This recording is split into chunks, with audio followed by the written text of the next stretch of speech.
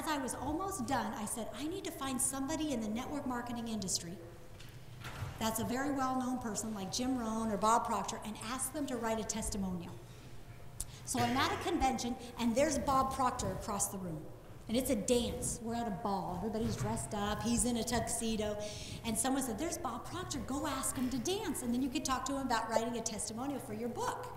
And I was with Dawn and Steve Siebel, and they know Bob Proctor. And they said, oh, he doesn't write testimonials. He won't do that. And as soon as someone says he won't do that, what do you think happens in my leadership, don't mess with the princess kind of mind? Well, let's just see if he will. So I walk over there, and I told my friends, I'm going to ask him to dance. He's going to say yes, and then while I'm dancing with him, I'm going to say, I wrote this really incredible book, and if you would read a chapter of it, maybe you'd be interested in writing a testimonial. That's what I wanted, right? And all you have to do is want it. That's what I wanted. So I walk over there, and at first I'm very confident. Then as I'm walking, with each step, I'm like, oh my God. I'm walking over to Bob Proctor, and I was so nervous. And I said, Mr. Proctor, my name is Lisa Jimenez. Would you like to dance? And he looked at me, and he said, no, thank you. I said, okay, thank you. And I start walking back, and Dawn and Steve are over here laughing at me. You got rejected. You got rejected. I'm like, oh my gosh, how embarrassing in front of all those other people. And he said no. He said, no, thank you, Mr. Gracious. No, thank you.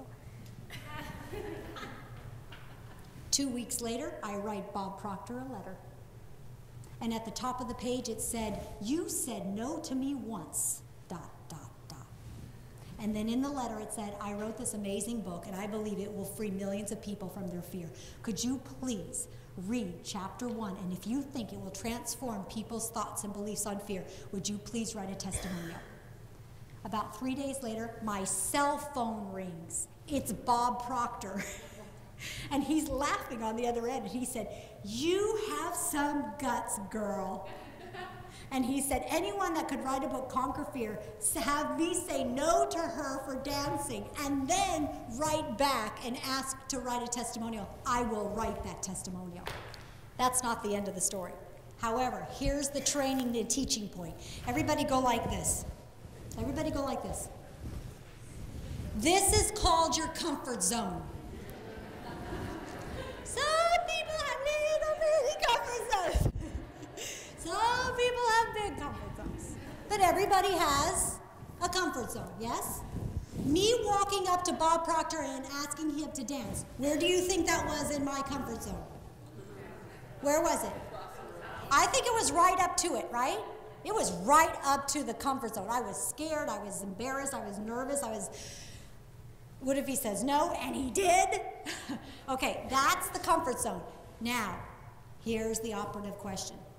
Where was I in my comfort zone when I wrote that letter? Outside the comfort zone, just a bit. So what does that teach you?